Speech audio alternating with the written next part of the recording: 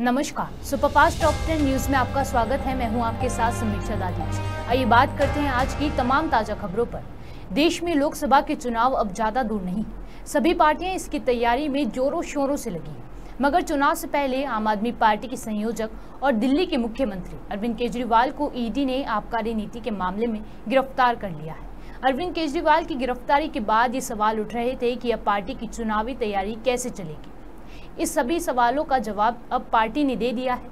आम आदमी पार्टी ने सीएम अरविंद केजरीवाल के बिना ही अपना चुनावी कैंपेन लॉन्च कर दिया है। इस कैंपेन का नाम जेल का जवाब वोट से रखा गया। मीडिया से बातचीत करते हुए पार्टी के नेताओं ने अपनी स्ट्रेटेजी बताई है। केजरीवाल जी ने तो अपनी जिम्मेदारी ईमानदारी से निभाई है। केजरीवाल जी ने अपने धर्म का पालन पूरी ईमानदारी और शिद्दत से की है।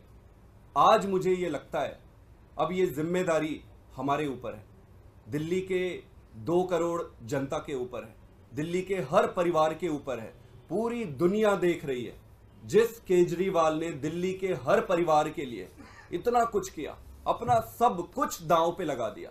केजरीवाल जी ने अपने सारे मंत्रियों को दांव पे लगा दिया, सब कुछ दांव पे लगा दिया, सरकार दांव पे स्टेक पे लगा दिया, खुद जेल चले गए, लेकिन जनता के लिए संघर्ष करने से रुके नहीं। आज पूरी दुनिया देख रही है दिल्ली की तरफ कि क्या होगा दिल्ली में, कैसे होगा दिल्ली में। जिस केजरीवाल ने दिल्ली के लिए इतना कुछ किया, दिल्ली की जनता उसको कैसे अपनी जिम्मेदारी का निर्वहन करेगी। दोस्तों, जिस ईमानदार राजनीति को दिल्ली ने जन्म दिया था, उस ईमानदार राजनीति पे संकट लाने की षड्यंत्र करके उसे खत्म करने की साजिश रची जा रही है। तो जब दिल्ली ने ही इसे जन्म दिया था, तो दिल्ली की जिम्मेदारी बन रही है इसकी रक्षा करने, इसकी सुरक्षा करने। अगर केजरीवाल जी नहीं रहेंगे तो अच्छा स्कूल कहां से रहेगा? अगर केजरीवाल जी नहीं रहेंगे तो अच्छे अस्पताल कहां से रहेंगे? अगर केजरीवाल जी नहीं रहेंगे तो घर में पानी कैसे आएगी? अगर केजरीवाल जी नहीं रहेंगे तो महिलाओं में बस में यात्रा फ्री कैसे हो? अगर केजरीवाल जी नहीं रहेंगे तो आपके परिवार की खुशी की ध्यान कौन रखेगा? केजरीवाल जी ने अपने एक अच्छे बेटे का धर्म निभाया, एक अच्छे भाई का धर्म निभाया, एक अच्छे शासक का धर्म निभाया। आज जिम्मेदारी हमारी है, हम सब की है, पूरी दुनिया हमारे तरफ देख रही है। अब हमें अपनी जिम्मेदारी निभानी है। आज एक कैंपेन का लॉन्च कर रहे हैं।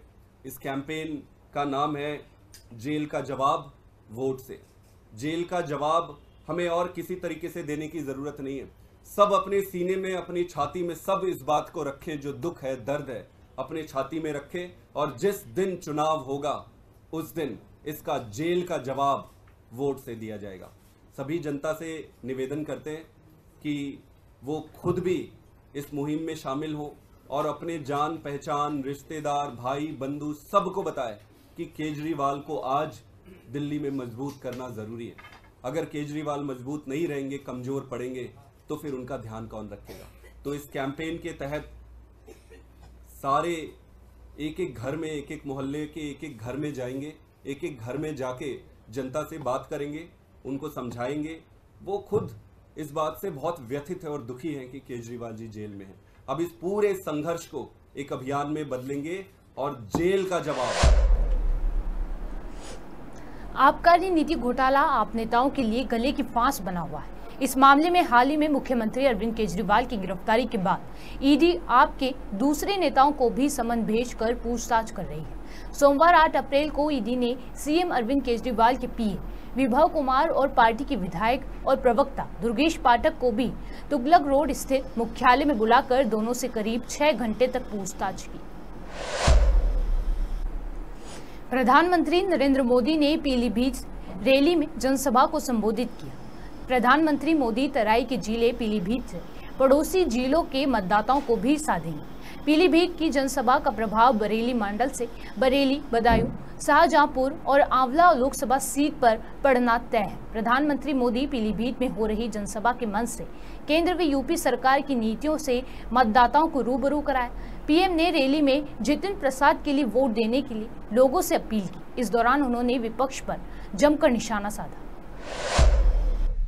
बीजेपी सरकार ने दुनिया को दिखा दिया कि भारत किसी से भी कम नहीं है।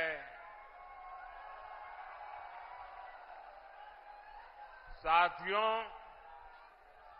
जब नीयत सही होती है, हौसले बुलंद होते हैं, तो नतीजे भी सही मिलते हैं। आज हम चारों तरफ विकसित भारत का निर्माण होते हुए देख रहे हैं। कहीं 4 लेन, 6 लेन, 8 लेन के हाईवे बन रहे हैं, कहीं भव्य रेलवे स्टेशन बन रहे हैं, कहीं वंदे भारत और अमृत भारत जैसी आधुनिक ट्रेनें चल रही हैं। पीलीभीत, भोजीपुरा और पीलीभीत से टनकपुर तक रेलवे के ब्रॉडगेज होने से एक्सप्रेस ट्रेन भी चलने लगी है। धनारा घाट पर 250 करोड़ की लागत से पुल बनाने का काम भी शुरू होने वाला है। इससे शारदा नदी के किनारे रह रहे हजारों लोगों को आसानी होगी। ये जो सुविधाएं बन रही है, ये किसानों और नौजवानों दोनों के लिए नए अवसर लेकर के आती है। पुरानी सरकारों के दौरान जो उद्योग यहां बंद पड़ गए थे, जो फैक्ट्रियां यहां बंद हो गई थी, उनको भी इससे नई ऊर्जा मिलेगी। पीलीभीत में एक तरफ बांसुरी की सुरीली आवाज है, तो दूसरी तरफ टाइगर की दहाड़ भी है।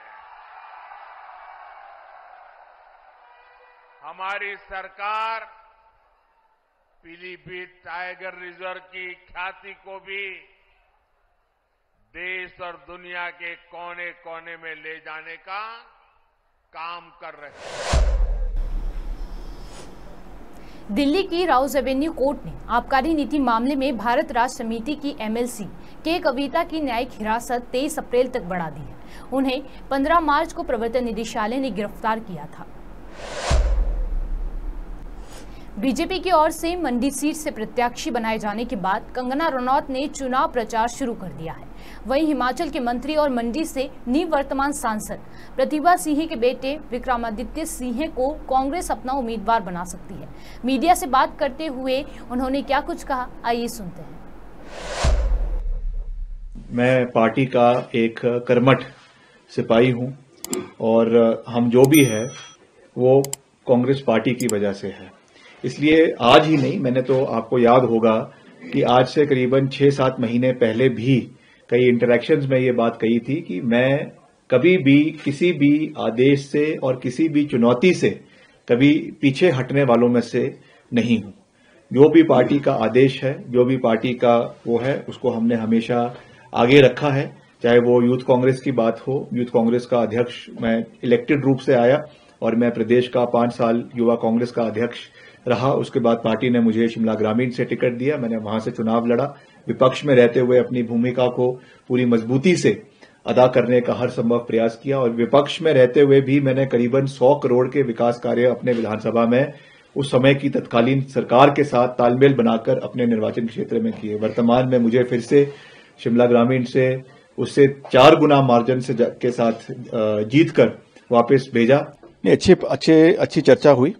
सभी वरिष्ठ नेता, हिमाचल के मुख्यमंत्री जी, हिमाचल की पार्टी की अध्यक्षा कांग्रेस पार्टी की, हमारे सभी जो वरिष्ठ नेता हैं प्रदेश के, जो कोऑर्डिनेशन कमेटी के सदस्य हैं और हमारे इंचार्ज राजीव शुक्ला जी के साथ ये बैठक हुई और उसमें केसी वेणुगोपाल जी जो हमारे ऑर्गेनाइजिंग सेक्रेटरी हैं और श्रीमती प्रियंका गांधी वाड्रा जी जो हमारी महासचिव है वो भी विशेष रूप से इस बैठक में रही। सकारात्मक चर्चा हुई और प्रदेश को कैसे हमने चुनावी मोड में उतारना है और कैसे फतेह हासिल करनी है इसके ऊपर बड़े गंभीरता के साथ चर्चा हुई है। और ये कंसेंसस बना है कि हर विधानसभा में भी और पार्लियामेंट में भी जिताऊ उम्मीदवारों को, सबसे स्ट्रांगेस्ट उम्मीदवारों को उतारा जाएगा। और ये बहुत अच्छी बात है क्योंकि जब लड़ाई लड़ी जाती है तो पूरी दमखम के साथ लड़नी चाहिए, इसमें कोई दो राय नहीं है।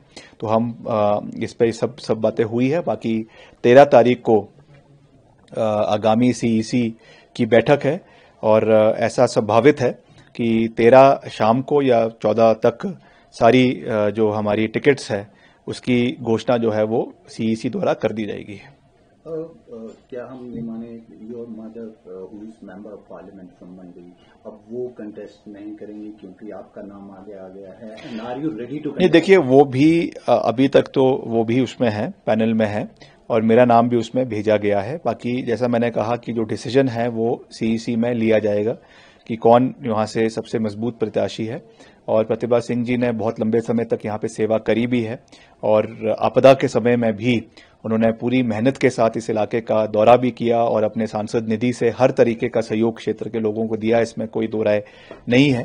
But ultimately the party has to decide हर चीज को, जैसा मैंने कहा all the pros and cons have to be taken into consideration और उसके बाद ये फैसला लिया जाएगा कि आगामी किसको टिकट दिया जाएगा। मगर हम पूरी मजबूती से लड़ेंगे, मिलकर लड़ेंगे और केवल लड़ने के लिए नहीं लड़ेंगे मगर इसको फतेह हासिल करने के लिए ये लड़ा जाएगा और हम निश्चित तौर से इस सीट को जीतेंगे।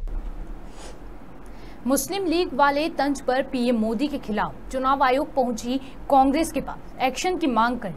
कांग्रेस ने लोकसभा चुनाव प्रचार के दौरान पीएम नरेंद्र मोदी और भाजपा की ओर से दिए गए बयानों की शिकायत चुनाव आयोग से की है। पीएम ने कांग्रेस के घोषणा पत्र को लेकर कहा था कि इसमें मुस्लिम लीग की झलक है। प्रधानमंत्री जी जो कहते हैं, भाषणों में कहते हैं, उसका हमें बहुत दुख हुआ है। जो उन्होंने बात ये कही है हमारे मैनिफेस्टो के बारे में कि झूठ का पुलंदा है, इसका हमें बड़ा दुख है। आप कहीं भी डिसएग्री कर सकते हैं किसी और पार्टी के साथ, आप उसके तर्क दे सकते हैं, आप उसका कटाक्ष कर सकते हैं, लेकिन ये कहना कि एक राष्ट्रीय स्तर की पार्टी जो हमारे राष्ट्रीय आंदोलन में सम्मिलित रही वो ऐसा झूठ का पुलंदा अपने मैनिफेस्टो में लिखेगी, जबकि एक बहुत अच्छा मैनिफेस्टो लिखा गया है। साथ ही साथ उन्होंने ये भी कह दिया कि ये आजादी से पहले जो यहाँ व्यवस्थाएं थी या जो वातावरण था जिसमें कि जो पार्टियां आजादी का विरोध कर रही थी या हमारे सेक्युलर समाज का विरोध कर रही थी, उन पार्टियों का ये मैनिफेस्टो लगता है।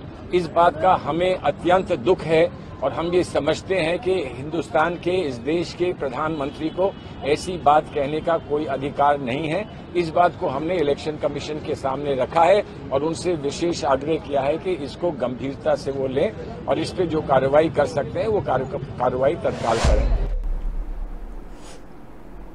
आचार्य प्रमोद कृष्णम ने कहा कि कांग्रेस का घोषणा पत्र देखकर ऐसा लगता है कि महात्मा गांधी की कांग्रेस नहीं, ये मोहम्मद अली जिन्ना की कांग्रेस हो गई है और ये जो मैनिफेस्टो है उसमें मल्लिकार्जुन खड़गे का मैनिफेस्टो नहीं लगता, ये मोहम्मद अली जिन्ना का मैनिफेस्टो लगता है।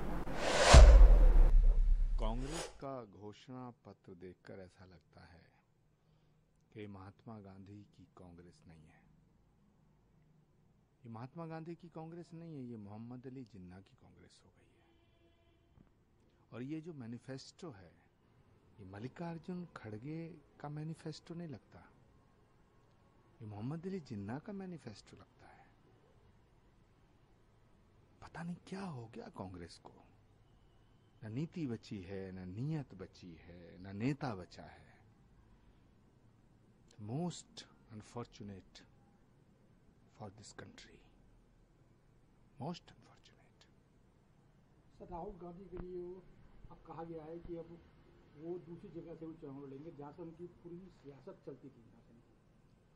अभी तक लेकिन नाम उन लोगों ने ओपन नहीं किया गया है कि राहुल गांधी को या प्रियंका गांधी को वहाँ से खड़ा किया जाएगा।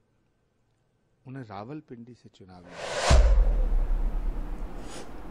उत्तराखंड के उधम सिंह नगर में 28 मार्च को नानक मता साहिब गुरुद्वारा डेरा कार सेवा के प्रमुख बाबा तरसेम सिंह की गोली मारकर हत्या करने वाले अमरजीत सिंह को उत्तराखंड एसटीएफ और हरिद्वार पुलिस ने मुठभेड़ में मार गिराया। ये मुठभेड़ हरिद्वार के थाना भगवानपुर क्षेत्र में हुई। डीजीपी उत्तराखंड अभिनव ने इस बारे में जानकारी दी है।